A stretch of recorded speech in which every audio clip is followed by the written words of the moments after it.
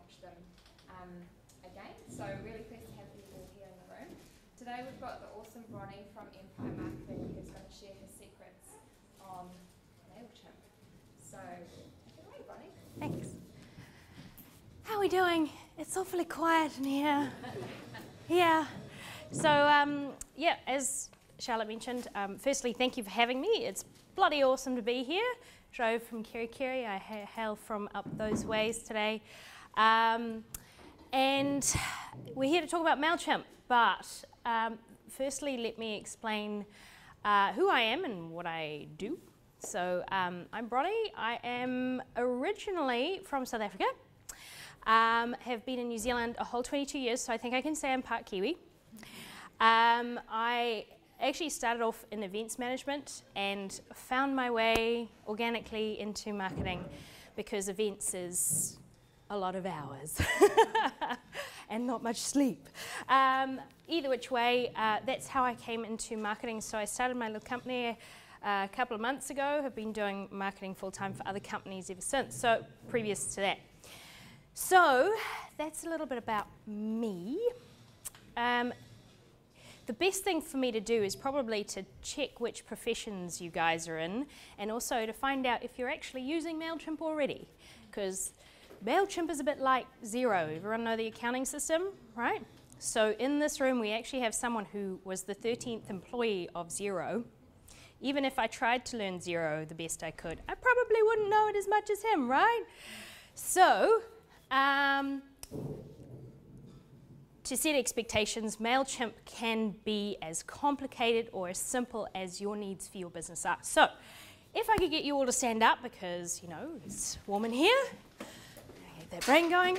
I'd like to, so I'll name a profession, and if you can sit down if you're in that profession, and if I don't quite get it, we'll have to get your help. So, if you could sit down if you're in the collaborative workspace environment profession. Hey, can I get you to sit down if you're a developer? There you go. Can I get you to sit down if you're in the accounting profession? Law? Marketing? Ooh, excellent. Can I get you to sit down if you're in the health profession? If you have a product of your own? If you have a product, maybe, sort of? Food? Okay, so what would that be? The hospitality profession. Really running out of ideas right now. Services. That is so generalized. And what have we got left? I have an art gallery. Wow, okay, that's quite different. Education. Education. So a theatre performer. Wow, okay, excellent. Holistic wellness coach and essential world educator. Excellent. Awesome, thank you very much for sharing. Okay, so now can I get you to put your hand up if you're currently using it? Can I get you to put your hand down if you've been using it for more than a year? Okay, so there's a couple of us that have been using it for just more than a year, so cool. Awesome, that gives me a great perspective of where we're at. So the reason why I started this presentation, actually I did one in Kerikeri beforehand, was because there's a huge vibe about social media, right? Social media, everything's social media. We must all be on social media. But there's tools and other parts of marketing that have to be used in conjunction with it. And so I just wanted to put a little reminder out there that, hey, if you've got an amazing database, this is an awesome tool for that. So Mailchimp is in 175 different countries. Does anyone want to guess how many emails they send a week? 6 billion emails. I know, it gives me goosebumps. However, the cool thing is that you can have it for nothing, right? It's freeware. And the other cool thing is that it'll actually help you to learn it on the way. So it's super helpful with tips and tricks. And of course, if you're a product, right, we haven't got a specific widget or whatever here today, but you could go global from the day you start, right? Okay. Ah, there we go. Wrong direction. Okay, so today we'll go through why Mailchimp and when to use it. B2C and B2B. How does it fit into your business? What are the functions? Pricing and some creepy stuff, which I'll get to. Okay, so this is Lingo the Dingo. We like to use it occasionally just to make sure that I don't go off using all these techie terms and everyone's like, hey, Bronnie, what the heck did you mean about that? So first, click-through rate, right? So that's just when someone clicks through onto a link that you have on an email. Customer Relationship Management System, or CRM. Who uses CRM? Yep, awesome, that's great. Cloudware, so a CRM, sorry, just to jump back, CRM system is where you keep all the data on a particular customer. So for example, yourself as a holistic healer and essential oils person, you want to keep detailed notes on those people that you work with because they'll have all sorts of sensitivities around what you're doing. So Cloudware is obviously not, soft hardware. KPIs, key performance indicators, what do you want to achieve? Return on investment, ROI. Unique value proposition, what makes you different? Okay, it's funny, often people struggle to answer this one, okay? But that's a whole other workshop. Target market, your ideal customer, and please, your answer to this question is never everyone. If there is an answer in your head floating around, well, everyone's my target market. Not true. I promise. Chat to me. We'll figure it out. Integration. So that's how, for example, Mailchimp works with Xero, how it works with Eventbrite, if you're doing events. How do they lock together and talk to each other? Okay. So any of those things you want to ask questions on? What's Cloudware? Cloudware is,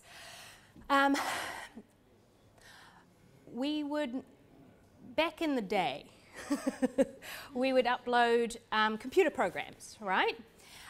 Instead of, to do things for us. So in this case, it's email marketing. Previously, it would have been like accounting. So you would upload that software and you'd use it on your computer, and then you'd have to get updates on it. So you'd get the new CD or floppy disk and you'd jam it in there. Cloudware is like Xero. It's updated all the time, changes all the time. It's on the cloud, so your data is safer. Yeah. So cool, awesome. Okay, so for those of you that are more B2B, who did we have in here? Anyone sell B2B? Yes, marketing. Marketing, you would be marketing. Email marketing is the third most influential promotional, third most influential source of information, between business to business customers. It only sits behind two things, which is a colleague recommendation. So, I'm more likely to use something if Charlotte recommended it to me, or there is a thought leadership person that I follow. Does anyone know what I mean by thought leadership?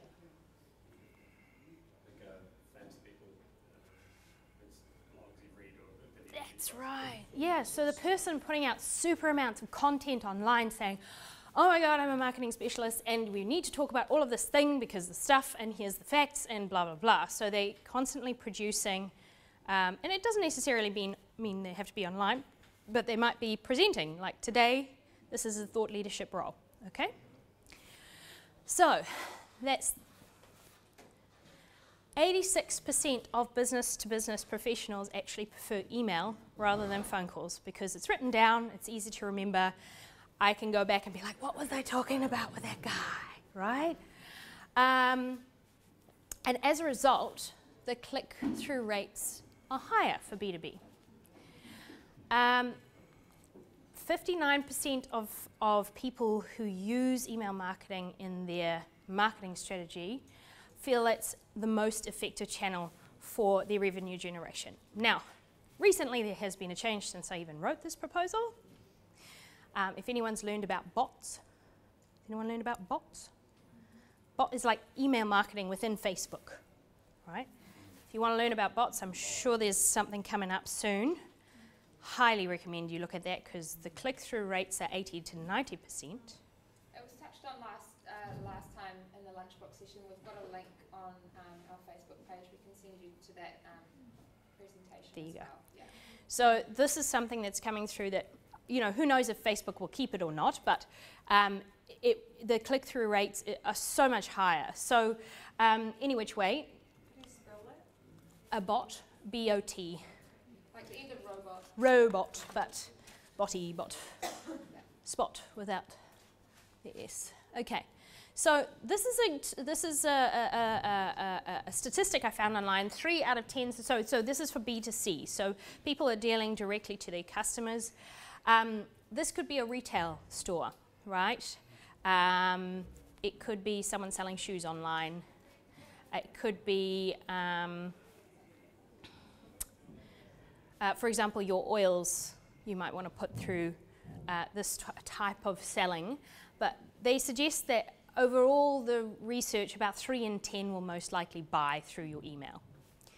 The others wouldn't consider buying through your email. However, you push one button and you've sold to 3 clients, right? It's a little bit more effective than that. Sell this one, sell this one, sell this one. Okay, so welcome emails. Has anyone heard of welcome emails before? Automated welcome emails. Have you got them on there? Okay, if you had your hand up before and you were using Mailchimp, first thing I want you to do is go home, be inspired, and immediately put yourself a welcome email for anyone that joins your newsletter, because you are 320, in comparison to all the other emails you will ever send to sell them anything, you're 320% more likely to generate revenue from your welcome email, because they're already engaged, right? Hey, I'm Ronnie, you are Nick. Nick and I have made some friends because he's been talking to me while I've been presenting, and he's going to go home and set up his welcome email because it's hot, it's inspiring, it's exciting, right? So you've got that run on.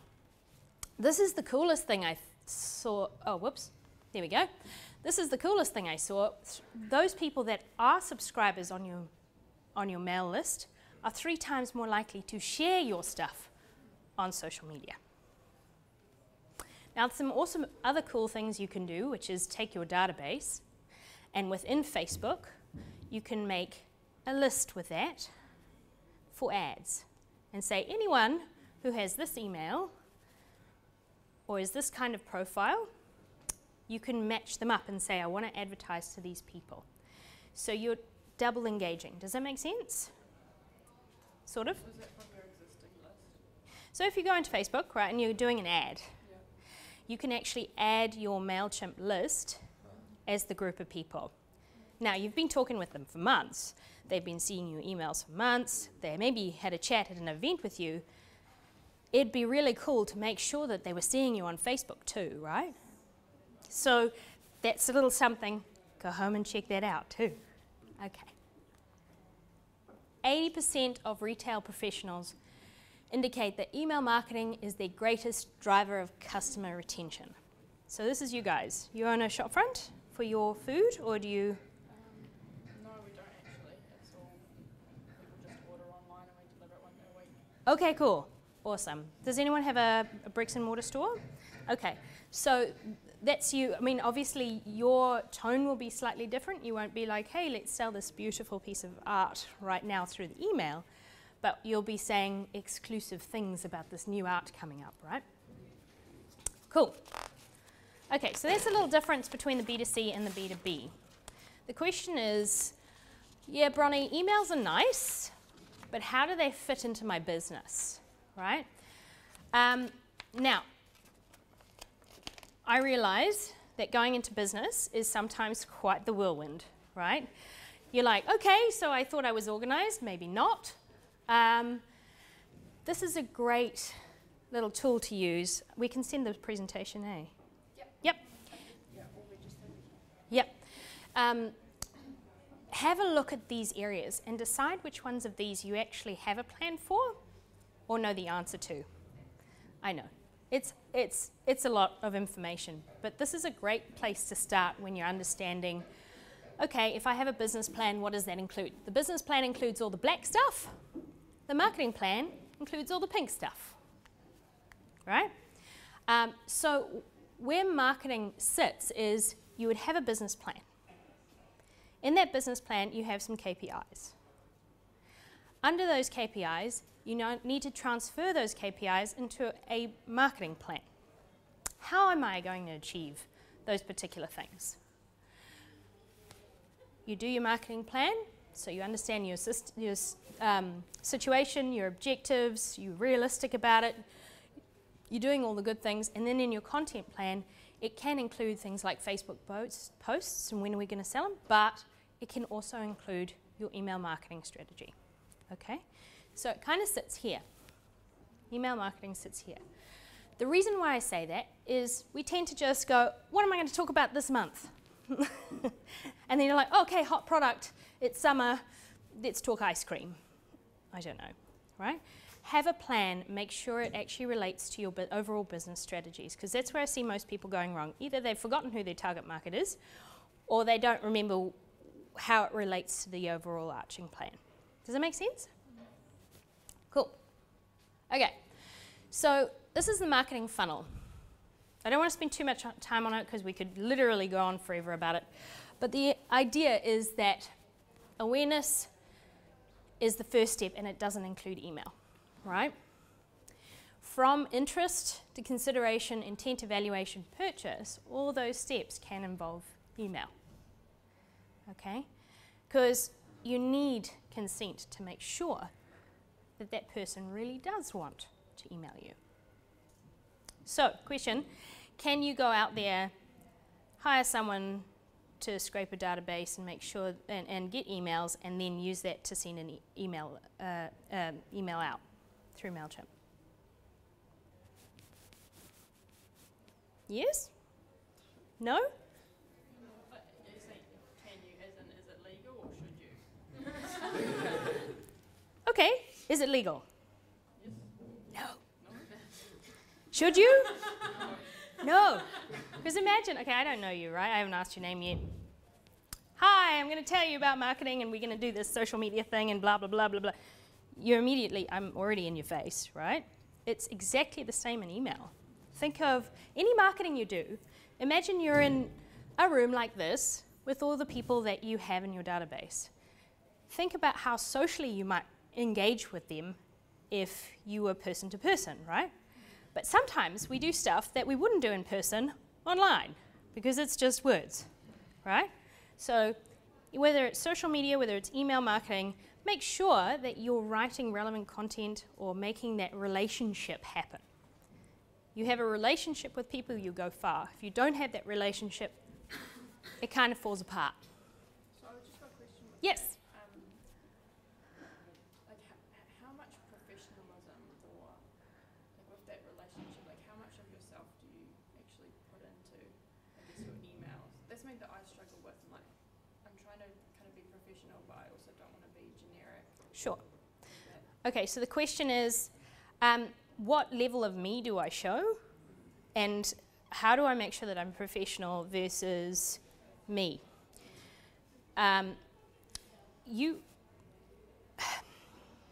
It's a great question for a start. The way I've personally dealt with that is to say, I am me. This is my business. This is what I want to present to people, right? I choose the tone of who I am and how I engage. And I would rather engage authentically than I would try and hide a part of me. Because if I hide a part of me, I'm using up more energy and thinking, double checking myself on what I'm saying more than if I was just authentically me. So within reason, I'm not going to F this and blinding that, right? But I am going to be my charming self, because it's the easiest version of me to be. Does that make sense? But what I would also say is write that down. Take 15 minutes. Decide what you want your tone to be. And if you're sitting there and you're like, oh, I don't know how to write this sentence, it's really bugging, go back to that and say, what does the authentic mean? Okay. Key functions inside of Mailchimp. So we'll go over them in a sort of like a brief overview, and then I'll dig a little deeper. Lists. Can anyone tell me what lists are? Groups of people. Yeah, groups of emails. So you probably got that list from a website. So someone wrote a form and they jumped into your list, right? Okay. Lists are great because, and I'll tell you a little bit more about them in a minute, but you can channel different types of people into different lists through automation.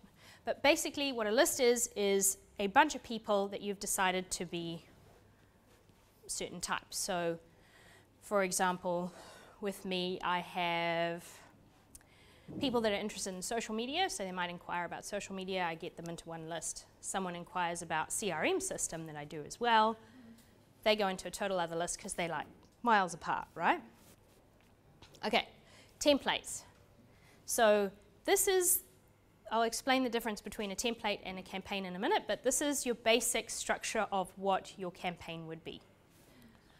Then you've got campaigns. This is the fancier version of that.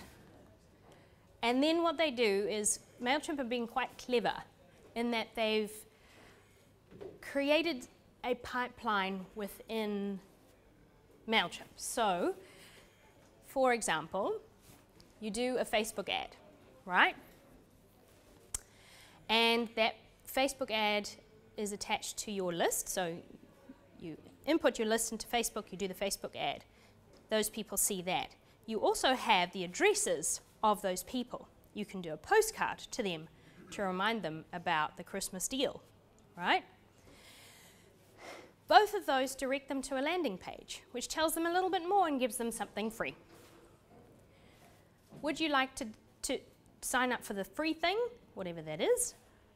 They fill in the form, which Mailchimp can create as well, sticks them into an automated email, and can keep that going in terms of so that was the welcome email, and then you can keep automating it from there. So those are the key functions of the process.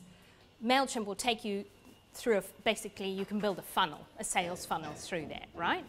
And then at the end here you've got reports. So the key components are lists, templates, campaigns, and reports, but you can do all of these other things in there too. Does that make sense? Cool. Okay, so templates versus campaigns. Imagine templates as a basic house, right? Doesn't matter whether you're promoting the house, the address is still going to be the same. Your Facebook address is always going to be the same. Email is always going to be the same. Doesn't matter whether you're promoting your cheeses or your pizzas or whatever it is. Think of campaigns as a bit like you're taking the bucket of paint to it.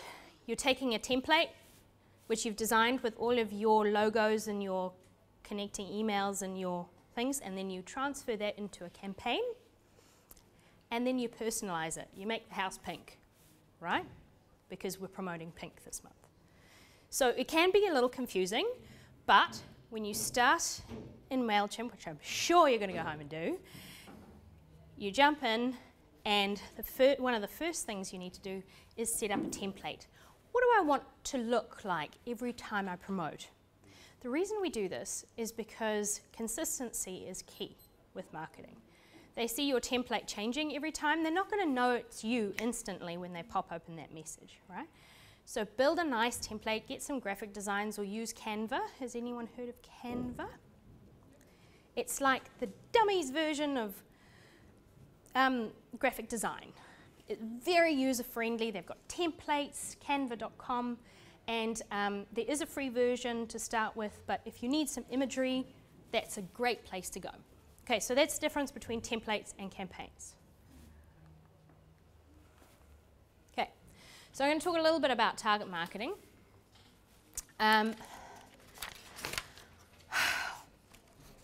before you get started, or even if you have started already, it wouldn't be a bad thing for you to stop and have a think about who are the different target markets of my audience, right? So, does anyone have very confident in their target market? Talk to us about that. Most of my target market is between the age of 18 and 35. They are mostly assigned female at birth but have a quite broad range. Most of them are somewhere on the gender and sexuality diverse spectrum, and many of them are not necessarily single, but they're not like standard family building people. 2 kids and a dog and the white picket fence, right? They're interested in storytelling and the arts. Cool. Okay, and so you've got a couple of different. Imagining you teach. No, I perform. You just perform, and so these are the Perform, write, and produce. perform, write, and produce. Yes, So, all my own work. and do you? So, are these all the people that you? So you do a performance and they come, and that's just your target market, or do you do?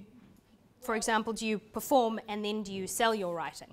No, it's pure, at the moment it's pure performance. I do have a small amount of like kitsch that I sell with my performances, but so far they're just sold in person at the end of a performance or something like that. But I perform all over 4 countries, so. Okay. Before we take another 30 minutes to delve into your target market, which I'm sure we could segment quite quickly, the idea is that, for example, if you performed and then you sold your writing, you're going to actually have 2 very separate target markets there, right? So I work with Bay of Islands Computers. They do small to medium-sized businesses, wraparound service, where they can set you up with everything you need. But they also do break fix for grandmas. So you cannot talk to those 2 people in the same way, right? If I talk to you the same way as spoke to Auntie Verna from Whangaroa, we would have a problem, right? And vice versa. Well, I guess you could segment it in saying I perform in 4 countries, so the way I talk to each of, in fact, I even modify my work slightly for each of those 4 countries to make the comedy understandable and accessible in each of those places. Awesome. So you would have New Zealand list, Australian list, or which of the... And so you would have the vernacular and the language and all. Cool. Okay, so the idea is that we have a look at our audiences, we have a look at our products, and we say which one matches which, right? And then how do I change that message? So for every segment, you should have a specific message. Even if it's the same message, for in your case, it would be the same message, but in the Australian version or in this... Sorry? No hockey jokes. There you go. There you go. So you would have a similar message, but not quite the same. And then the goals with each of those guys. So, for example, on the Bay of Islands Computers one, the goal for the retiree that's broken her computer is to make her feel safe, secure, and trusted, that we're going to spend the time with her to fix her computer. Is this within a list? No. Yes and no. So what I'm suggesting is you stop for a second, decide what your segments are. Understand your target market, decide what your segments are. If you're stuck with it, get help, right? Not all business owners are marketing specialists, right? But if you need the help with the different messages and the goals, then take that and transfer that into your Mailchimp lists. So in the case of the Bay of Islands Computers, I actually have 2 lists. I have one for businesses, I have one for retirees. And I talk a lot about safety with the retirees and plain English, and I talk a lot about business acumen, saving you time and money in the other one. Right. Does that make sense? So, start with the end in mind, which is the first thing. Anyone heard that from Stephen Covey's seven Habits of Highly Effective People? I said this to another friend of mine. He said, you must do heaps of reading. I said, no, just one book. So begin with the end of the mind. Make sure that you have that target market understood. The next thing you need to know is what kind of information do I need to know about these people? So, for example, with your holistic healing, birthdays might be important. You want to celebrate their birthday once a year. Anniversaries of someone purchasing a really big piece of art. That might be something you want to say, you know, hey, how's it going? Education, you might want to say, hey, have you, I don't know what kind of education, but I'm assuming that the idea is that they go ahead and get some sort of employment. Business and financial literacy. There you go. How are they going in their business, right? So dates where you need to make sure that something is set up for them to say, hey, that person really thought of me. Didn't know it was automated, but they really thought of me. Builds that relationship, builds that trust, right? Okay. Within lists, obviously we talked about before, you guys have a form on your website which you can plug in, and that's how you can get people into your Mailchimp list. But let's say you do an event, right? You do a performance. People say, you know what, I really want to hear from you, and you have a little sign-up sheet or database check or QR code or whatever it is. The idea is that you have some sort of CSV file that you can upload to it. So you can either do it via form and trickle in, or you can do it via big promotion and upload that into Mailchimp using a CSV file, which looks like an Excel spreadsheet, right? So the idea is that you build it slowly over time and you make sure you know where that person is going in your list. You can segment that list. So let's say you're talking about New Zealanders that come to your performance. You might say, these are the people that New Zealand performers loved my kitsch. These are the ones that weren't interested in that at all, right? So you can segment that up to 5 groups within your list. Yes? So we have a Shopify store. Yep. Could we, and so every week we're posting like, this is the meal for this week, like, do you want to buy it kind of thing. Are you able to segment it so that you only send it to people that haven't already ordered? I'm not too sure actually. That's a very specific question. You'd have to have a tutu. But let me get back to you on that if you want to pop. Just so you know, I have a little book here. If you're thinking of any questions or don't get to ask them or I can't answer them now, just pop your name there and I'll get to you. Okay? So very good question, but I can't see why you wouldn't be able to. The other thing about that is then you can monitor the growth. All of a sudden, I went from having very few people that were interested in my kitchen in New Zealand to like heaps of people that were interested in my kitchen in New Zealand, but not in Australia. So obviously that's a difference, right? Yeah, totally. I'll bring more stuff with me. Yeah, but I'm not going to do that. I'm not going to invest in the stuff when I go to, I don't know, Fiji.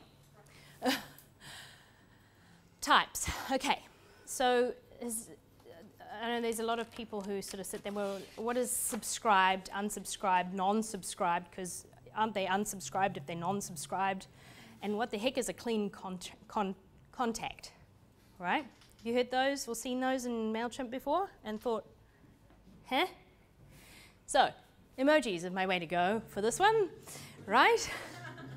Okay, subscribed. I absolutely adore your product. I want to hear everything you do, and I don't mind if you email me. So when people say to me, oh, I don't want to email them, what if I pester them? They want to hear from you. They're subscribed, okay? So have confidence that whatever you put out there, just make sure it's relevant and timely. They want to receive your emails, send it. The second one, unsubscribed. They're like saying, I wanted them once, but maybe not now, I'm not so sure. So that you're sort of like, if the subscribed people are your hot people, these are sort of your mediocre warm people, right? So just bear that in mind when you send something out and someone unsubscribes. Have a look at that person, who they are and what they're doing. Non-subscribed. So for you, with your Shopify store, they might have engaged with you on your store, but they didn't actually subscribe. They didn't fill in that form. So they like say, hey, I like you, but not so much to send you my email. I just like buying your stuff. Cleaned contact. Okay, so Mailchimp does this automatically. It means that either there's been a hard bounce or a repeated soft bounce. You're going to ask me, what's a hard bounce? What's a soft bounce? More emojis. Okay, think of it as a brick wall. Hard bounce is the domain didn't exist or the email server is completely blocked. So it didn't even get there, not even vaguely. They didn't even see it, didn't happen, right? So it means they've gone to you and you see, let's say at an event or performance, and they've gone, oh yeah, sure, I'll give you my email. Bronwyn69282.com. Right. Yes, this is like dating all over again, right? So hard bounce is like, no, they've sort of snubbed you and ghosted you and they're gone. It's cool. It's not going to work anyway, not going to win-win, right? So, soft bounce. Okay, so this is like their mailbox is overquoted. They've had too many swipe rights or whatever that is, you know. Recipient email is down, so they're functioning not correctly.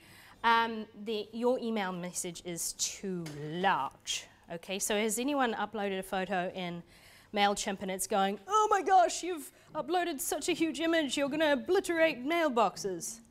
This is why. So just be cautious around the size of image you're sending out there, because that can create a lot of soft bounces. How are we going for time? I'm sort of just talking.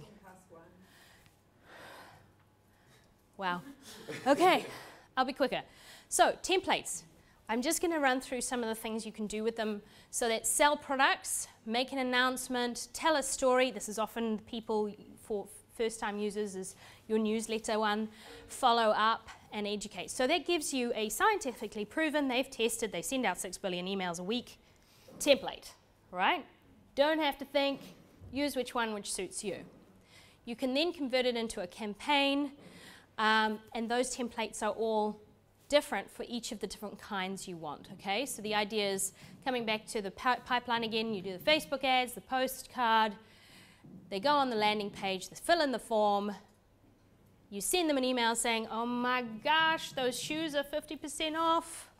They either buy it or they put it in their shopping cart and leave it there, in which case you can remarket them and automate the email. So those are the different versions of the campaign. If I went into doing that email, it would be quite a longer presentation, quite a much longer presentation, because that would cover off things like copywriting, which if you anchor yourself on your tone, like you were asking before, just keep coming back to that.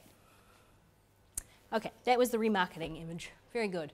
So, reports. Has anyone felt like their head was going to explode when they looked at a report?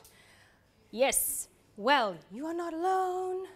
Okay, so just to let you know, there are a lot of reports in Mailchimp.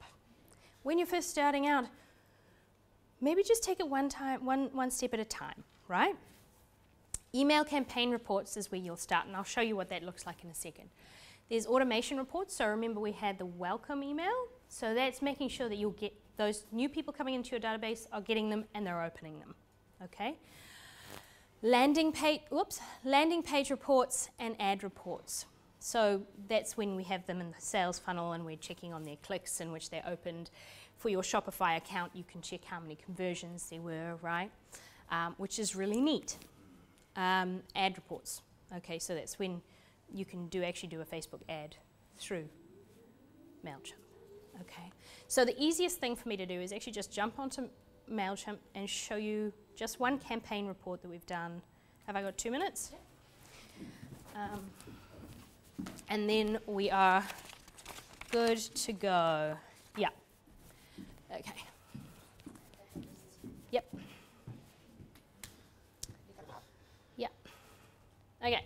So you signed into Mailchimp. So I am the communications person for Kerikeri District Business Association. So because it's not a business per se, I can show you the actual results.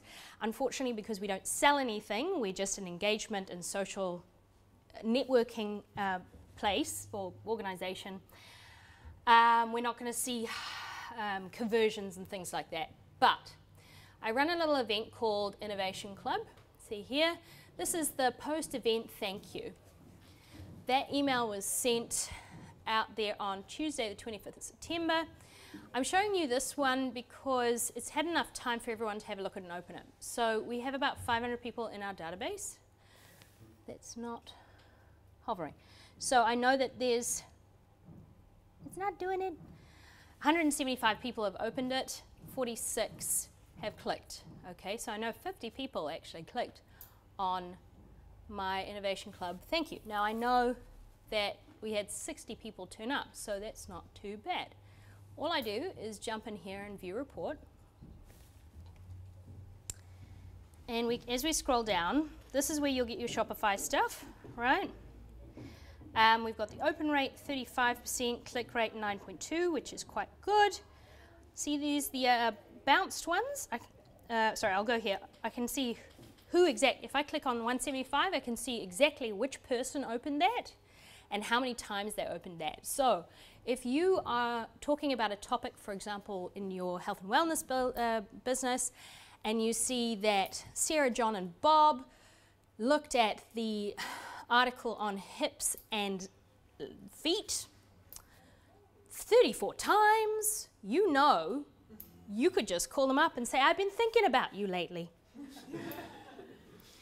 And I think I've got this program sorted for your, hips and feet. And we've got essential oils that match with that, right? So it helps you to help the client get what they want. Okay, so it's not being so creepy as it is just trying to be efficient. Plus, it makes them feel loved,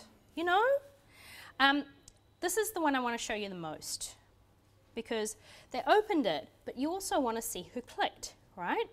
So this is the Facebook link I put in the email.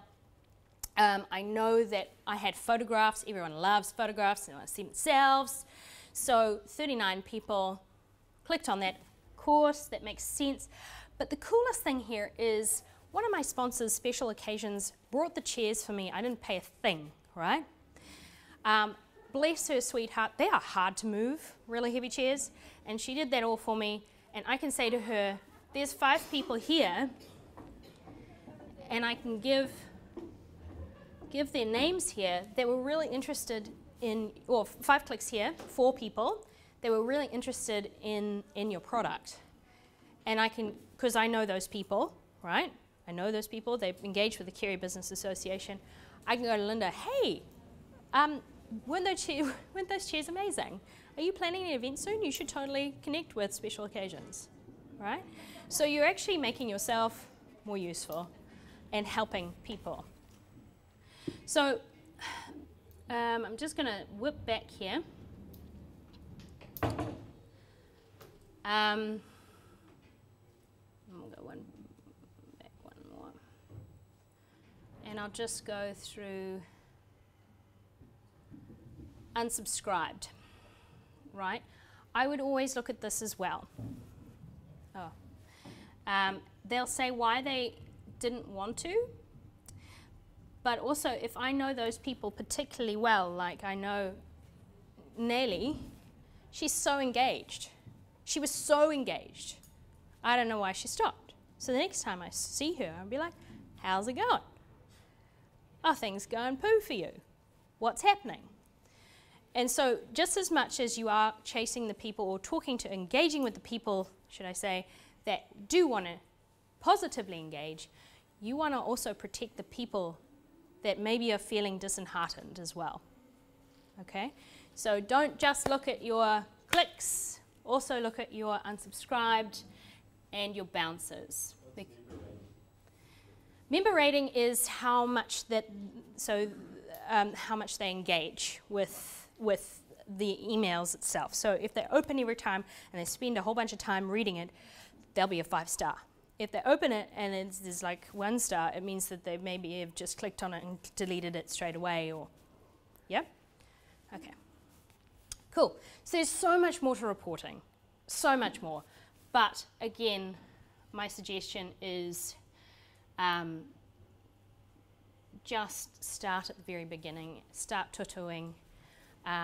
There's always something else you can learn. YouTube is a fantastic resource. On your overall, you do have comparative, and there's your automation and your landing page, but comparative actually does this really cool thing where it says, over all your emails, how did that compare? Right? Was it better? Was it worse? That sort of thing. So, any last questions? I think I've run out of gas. Thank you very much for coming. If you do have any questions, I'm more than happy to offer a 30-minute look-through into your Mailchimp for free, which I'm more than happy to do over the phone for you. If you've got a specific question, let's talk about Shopify. I need to know more about that as well. So, cool. Thank you very much for coming.